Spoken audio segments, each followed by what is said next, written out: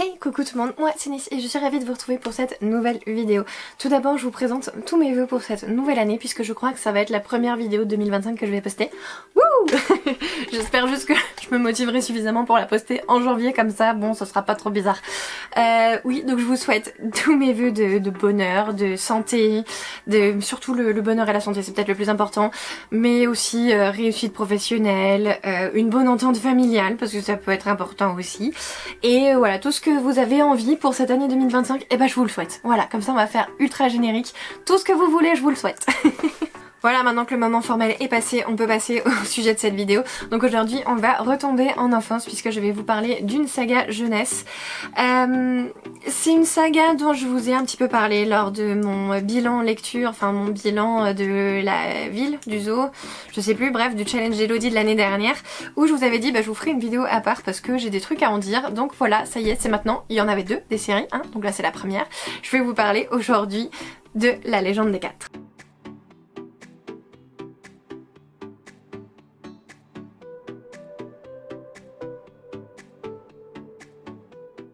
Donc La Légende des Quatre est une saga qui a été écrite par Cassandra O'Donnell. Elle contient 4 tomes, donc nous avons le premier, le clan du loup, le clan des loups. En deuxième, le clan des tigres, avec les reflets, voilà. En troisième, hop, le clan des serpents. Et en quatrième, le clan des aigles. Maintenant que je vous ai montré les bouquins, je vais pouvoir vous faire un petit peu le résumé. De quoi ça va parler cette histoire? On va être avec des personnages qui ont environ 16 ans. Il me semble qu'ils ont 16 ans. Et ces personnages-là ne sont pas comme vous et moi. Non, non, non, pas du tout. Ce sont ce qu'on appelle des yokai. Les yokai sont des êtres hybrides entre les humains et des bêtes sauvages, il n'y a pas d'autre terme, puisque ces humains peuvent se transformer en un animal particulier. Donc je vous ai montré les 4 tomes et il y a donc les 4 races dans lesquelles les personnages peuvent se transformer. Au niveau de la structure, on est vraiment sur un bouquin très facile à lire, je suis en train de regarder, mais voilà, 350 pages en général par tome, et matez-moi la police s'il vous plaît, je suis sûre que même sans zoomer, vous pouvez lire la page. On a également énormément de marge et puis des illustrations en début de chaque chapitre. Donc on est sur quelque chose qui se lit très facilement. Surtout que les chapitres commencent toujours sur la droite. Donc bah, quand le chapitre se termine aussi sur la droite, il y a une page libre. Donc voilà, on est vraiment sur une lecture qui peut se faire assez vite, ce qui peut être pas mal pour les petits jeunes qui veulent commencer la lecture ou qui veulent continuer dans la lecture sans avoir ce symptôme de je vais passer une année entière sur mon roman. Donc ces personnages de 16 ans vont à l'école et il y a des règles assez strictes qui font que entre clans, donc les loups, les serpents, les tigres et les aigles, eh ben on peut pas tellement se côtoyer. Hein, donc il y a vraiment un clivage assez fort entre ces différents clans, ce qui fait que même s'ils fréquentent la même école, les personnes de chaque membre, enfin de chaque clan, est quand même assez isolé dans son propre clan. Donc dans cette ambiance un petit peu là de clivage comme je vous disais, mais en même temps de cohabitation forcée, et ben il y en a encore une autre de cohabitation forcée, hein, puisque ces yokai vont dans une école humaine, entre guillemets. Oui, parce que dans ce monde-là, il y a aussi des humains, et là, cette fois, c'est vraiment comme vous et moi. On est dans un univers un petit peu post-apocalyptique, où dans le passé, les humains ont fait vraiment des grosses bêtises avec l'univers, avec la planète, tout simplement. On sait pas exactement ce qui s'est passé, mais en tout cas, on sait que la race humaine est passée proche de l'extinction, et Dame Nature n'a rien trouvé de mieux que de nous mettre des espèces de gardiens, donc ces fameux 4 races de yokai, qui vont un peu réguler la population terrestre pour que les humains ne fassent plus n'importe quoi. Donc dans cet univers, les humains vivent vraiment reclus entre eux sur des terres un peu dévastées et il est bien mentionné dans le roman que les yokai ont les meilleurs endroits, par exemple les meilleurs territoires de chasse, les meilleurs endroits pour faire de l'agriculture, ce genre de choses. Donc les humains vraiment ils péclotent et ils ont un peu du mal à survivre dans ces conditions, surtout quand a priori de ce que j'ai cru comprendre, ils ont quand même une relative mémoire, donc ils savent que ce qui s'est passé et la vie d'avant, et ben ça leur est pas inconnu. Donc ils savent qu'ils vivent de façon misérable. Voilà, donc on commence un peu cette histoire sur un double climat de tension. Il y a à la fois la tension avec les humains, hein, puisque les yokai sont considérés comme des personnes un peu privilégiées, et également cette tension entre les clans, puisque les yokai, depuis qu'ils existent, c'est bien connu, ils se foutent sur la gueule. Là on va suivre les personnages qui sont un petit peu les héritiers de chacun des clans. Donc on va suivre principalement dans ce tome 1 Maya qui est l'héritière des loups. Maya on va la suivre vraiment tout du long de la saga et un petit peu moins les autres, donc ça va être plutôt elle notre personnage principal, c'est la jeune demoiselle là avec les cheveux blancs. Et dans celui-ci on va suivre également Brennan qui est l'héritier du clan des tigres. C'est pas trop admis qu'ils se parlent hein, comme je disais, mais on va assister doucement au début de bribes de conversations etc. Et surtout tout va être précipité lors d'un événement qui va mettre en danger la famille de nos protagonistes. Pour un point de départ on peut s'arrêter là. Après ce qu'on peut dire également c'est que comme je vous le disais hein, c'est une lecture qui est écrite assez grosse, c'est hyper fluide, la plume est assez addictive, donc on n'a aucun mal pour s'attacher aux personnages et même lorsqu'ils font des bêtises on comprend quoi, parce qu'en fait ils sont quand même relativement jeunes. On va suivre un personnage également qui est beaucoup plus jeune, je crois qu'il a genre 5-6 ans. Au final on s'attache quand même assez bien aux personnages et on comprend les choix qu'ils font. Maintenant, ce pourquoi je voulais faire cette vidéo. Les 2 premiers tomes, franchement, j'ai adoré. J'étais vraiment à fond dedans et il y a quand même quelque chose qui se dessine. Je vais faire une partie, je vais vous prévenir quand il y aura vraiment un spoiler de l'histoire. Mais voilà, il y a des choses qui se dessinent. Mais j'étais un peu en mode, bon, ok, ça passe. À partir du tome 3, pour moi ça commence à être la débandade. Et c'est... J'ai fini la saga parce que je voulais savoir, parce que j'aimais bien le personnage de Maya. Mais c'est plus pareil, il y a quelque chose qui se casse dans le tome 3.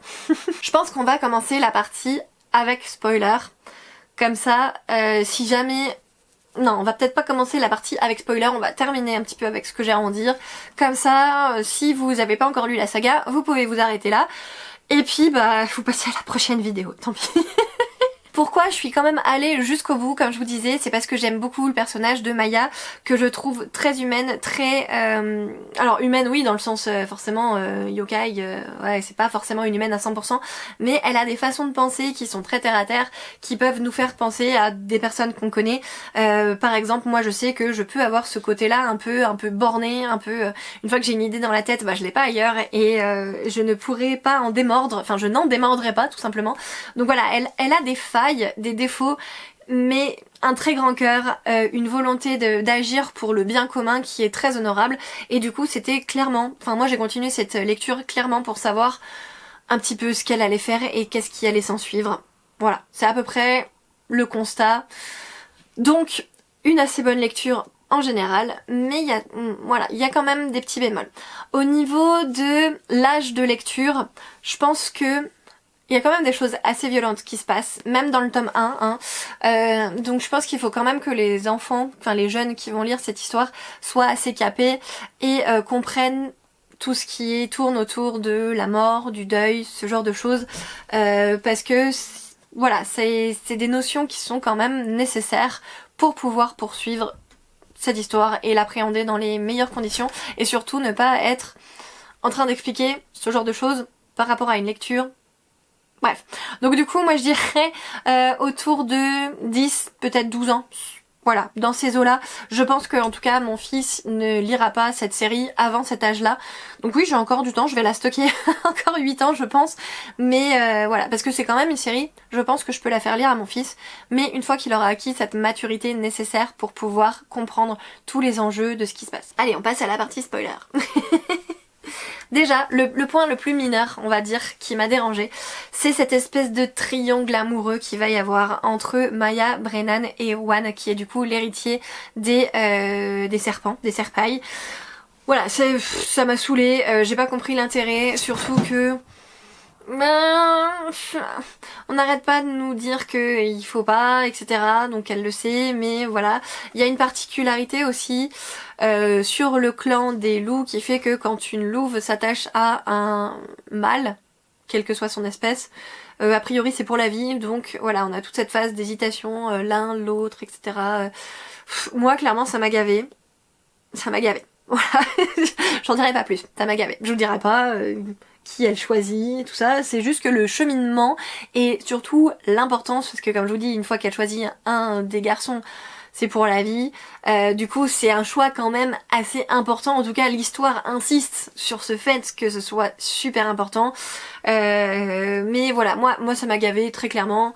que ce soit autant au premier plan par rapport à tous les enjeux qui vont se passer. Voilà. Ensuite, deuxième point, je trouve que ce roman est beaucoup trop radical. Oui. Parce que comme je vous ai dit, il y a deux... Comment dire, il y a deux enjeux, il y a les enjeux avec les humains et les enjeux entre clans. Au tout début, on nous fait bien comprendre en mettant l'accent sur les enjeux entre clans que voilà, il faut maintenir la paix, que la paix elle est fragile, mais que on cherche la moindre occasion pour se taper dessus les uns les autres, etc. Et bah ça c'est super vite balayé. Alors forcément nous on a envie que ça avance parce que les 4 héritiers des 4 clans vont travailler ensemble pour justement essayer d'attirer le focus sur la menace des humains. Mais une fois que c'est établi au grand jour, et bah cette rivalité elle est super vite balayée, enfin en tout cas moi je trouve qu'elle est super vite balayée et c'est plus un problème de travailler ensemble. Tant qu'on a un ennemi commun, c'est bon, ça passe. Donc voilà, je trouve que c'est une facilité scénaristique qui aurait pu être évitée, on aurait pu...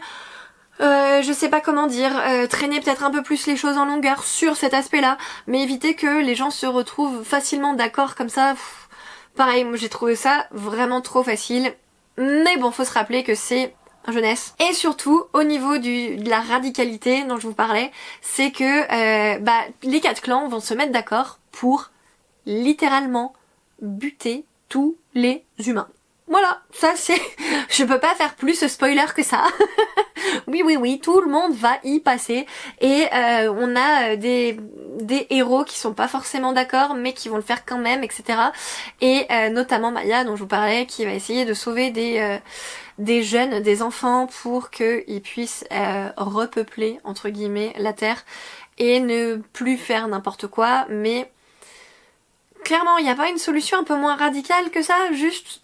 wipe out all human from Earth, franchement, on n'est pas obligé de buter tout le monde quoi. Moi, enfin, franchement, dans le tome 3, ça part là-dessus, en mode tout le monde se met d'accord, nanani nanana, on va faire la guerre aux humains et il y a une grosse bataille qui se... Il y a une grosse bataille qui se déclenche là dans ce tome-là, parce que les humains sont répartis, si j'ai tout bien compris, parce que clairement au bout d'un moment, j'ai... C'est pas que j'ai survolé ma lecture, hein, parce que bon, un peu compliqué, mais j'ai mis un peu l'accélérateur en mode ouais c'est bon, ok, j'arrête de chercher les points qui me bloquent et qui me gênent, et je finis parce que je finis quoi. Voilà, donc je crois que les humains ils vivent dans 3 endroits différents, donc les yokai ils vont faire 3 armées différentes pour aller raser chacune des villes. Et dans le premier tome où la guerre se passe, on a une des villes qui se fait raser. Voilà, donc c'est ça donne tout de suite le ton. Et dans le dernier tome, du coup, dans le 4e tome, on a du coup plutôt les 2 autres villes, enfin l'accent est mis plutôt sur les 2 autres villes et sur le sauvetage des enfants par Maya. Mais ouais, enfin beaucoup trop radical. Pourquoi on bute tout le monde alors que il y a que un groupe qui fout la misère. Enfin, je trouve que pour la cible, en tout cas la cible, clairement c'est du jeunesse, hein, donc voilà. Le fait qu'on manque à ce point de nuances, mais ça va pas. Enfin, c'est censé être les adultes de demain, les enfants, et si on les éduque en mode bon bah dès qu'il y a quelque chose qui te fait chier, faut vraiment tout buter et on rase tout et on repart à zéro. Je suis pas sûre que ce soit ça la solution. On est dans un monde où il y a du blanc, du noir, il y a du gris. Je parle bien sûr, attention, pas en couleur de peau, je parle en nuances, hein, bien sûr. Mais voilà, tout n'est pas soit tout bon, soit tout méchant. On n'est pas dans un monde clairement manichéen et ce manque de nuances dans une œuvre jeunesse, moi ça me pèse et moi ça me fait du mal et j'avais envie de le dire, j'avais un peu envie d'exploser, c'est pour ça que j'ai fait cette vidéo et voilà, je sais pas quoi en dire de plus, n'hésitez pas à me partager en commentaire vous votre avis sur la série. Je sais surtout que y a des gens qui ont eu d'immenses coups de cœur sur cette saga complète. Moi c'est pas le cas et j'ai eu besoin de faire cette petite mise au point et de montrer à d'autres personnes que ouais, si vous avez pas aimé ou si vous êtes un peu nuancé par cette série, c'est ok et vous n'êtes pas les seuls. Clairement vous n'êtes pas les seuls. Voilà, je sais pas si cette vidéo va être appréciée ou pas. Je pars pas non plus sur un gros unpopular opinion, hein. La preuve c'est que, enfin je vous l'ai dit, hein, la saga je la garde et je la ferai lire à mon fils. Mais par contre, si jamais vous l'avez jamais lu, je reviens sans spoiler, voilà. Si jamais vous l'avez jamais lu, ou que vous voulez la faire, vous l'avez lu, vous l'avez bien aimé, et que vous voulez la faire lire à un enfant, je pense que, encore une fois ce n'est que mon avis, ça n'engage que moi, mais je pense que ça peut être bien d'expliquer un petit peu aux jeunes qui vont lire cette saga que ce n'est pas représentatif de notre société, ce n'est pas représentatif de notre monde, et que tous les problèmes ne se résolvent pas de cette manière. Voilà, j'espère que le message est passé. J'arrête de faire ma rageuse, promis. En tout cas, oui, enfin c'est quand même une saga que globalement j'ai bien aimée. Si je devais mettre une note sur 20, je mettrais peut-être un 12, un 13, voilà, donc clairement c'est pas acheté, c'est quand même comme je vous le disais au départ, une saga qui se lit assez bien, assez vite, si vous avez envie de lectures qui sont pas prises de tête, voilà, mais par contre il y a, comme je vous le disais, ce gros problème de nuances qui manque, et pour moi il faut pas laisser cette saga dans les mains des jeunes sans leur expliquer un petit peu tout ce qui va autour, voilà. Je pense cette fois que le message est passé. Je vous laisse là, je vous souhaite une très bonne suite de votre journée, voilà, je sais pas ce que vous allez faire après, mais eh ben très bon, enjoy. Si vous avez aimé cette vidéo, surtout n'hésitez pas à me le dire en commentaire. Si vous avez pas aimé, expliquez-moi un petit peu, si vous avez pas aimé la vidéo, hein, si vous avez aimé cette saga, si vous avez eu un coup de cœur dessus, expliquez-moi vraiment ce qui vous a attiré dessus, parce que je sais pas, je suis peut-être pas câblée comme tout le monde, moi j'ai vu ce problème là, et une fois qu'on est parti dedans, j'ai pas pu m'en défaire. Donc vraiment, expliquez-moi, dites-moi ce à côté de quoi je suis passée. On n'est pas à l'abri hein, que je fasse une erreur. Ça c'est sûr, même ça peut arriver, ça arrive relativement souvent. Mais bon, je vous laisse là, je vous fais de gros bisous et puis on se retrouve tout bientôt pour une prochaine vidéo. Ciao!